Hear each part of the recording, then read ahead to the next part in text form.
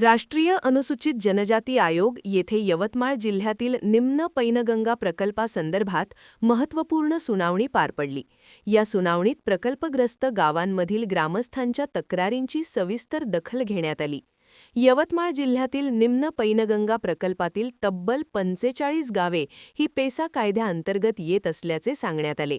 मात्र ग्रामसभेचे ठराव न घेता व स्थानिक आदिवासी नागरिकांची संमती न मिळवता प्रकल्पाची कामे सुरू करण्यात आल्याचा गंभीर आरोप धरणविरोधी संघर्ष समितीचे नेते श्रीनिवास उईके यांनी सुनावणी दरम्यान केला।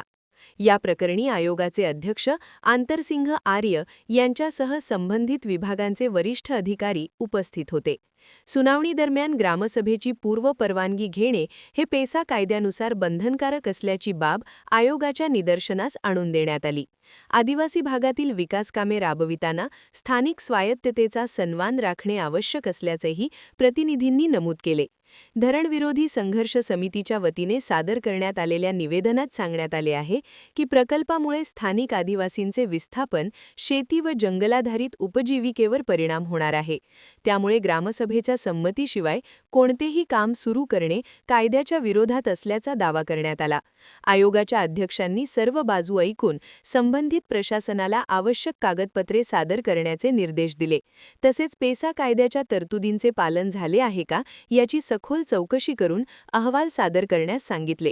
या सुनावणीनंतर प्रकल्पग्रस्त गावांमध्ये आशा निर्माण झाली असून ग्रामसभेच्या अधिकारांचे संरक्षण होईल अशी अपेक्षा व्यक्त करण्यात येत आहे। निम्न पैनगंगा प्रकल्पासंदर्भातील पुढील सुनावणी लवकरच घेण्यात येणार असल्याची माहितीही सूत्रांकडून देण्यात आली। निम्न पैनगंगा प्रकल्पात विदर्भ मराठवाड्यातील एकूण 95 गावे ही बुडीत क्षेत्रात जातात। त्यापैकी 44 गावे ही पेसा आदिवासी झोनमधली असून या 44 गावापैकी केवळ 7 ग्रामपंचायतीने काही अटी टाकून या प्रकल्पाला मान्यता त्या ठिकाणी दिली। त्या अटीपैकी एकाही अटीची पूर्तता पाटबंधारे विभागाने व महाराष्ट्र शासनाने केली नाही। तरी देखील ते या प्रकल्पाचे काम अगदी नेटाने, जोराने, कायदा पायदळी तुडवून व हिटलरशाही पद्धतीने करत आहे। त्या विरोधात दिल्ली येथील राष्ट्रीय अनुसूचित जनजाती आयोगात मी बुडीत क्षेत्रातील एक सुशिक्षित नवयुवक असून निम्न पैनगंगा धरण विरोधी संघर्ष समितीच्या मार्गदर्शनाखाली मी त्या ठिकाणी या प्रकल्पाच्या विरोधात तक्रार दाखल केली।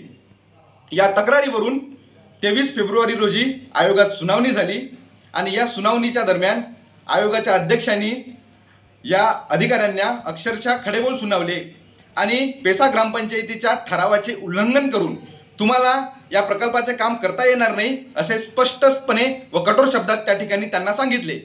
व पुढच्या तारखेला नांदेड व यवतमाळ येथील दोन्ही जिल्हाधिकारी, दोन्ही जिल्हा पोलीस अधीक्षक यांना सुद्धा उपस्थित राहण्याचं पत्र काढू असं सुद्धा त्यांनी त्या ठिकाणी सांगितलं।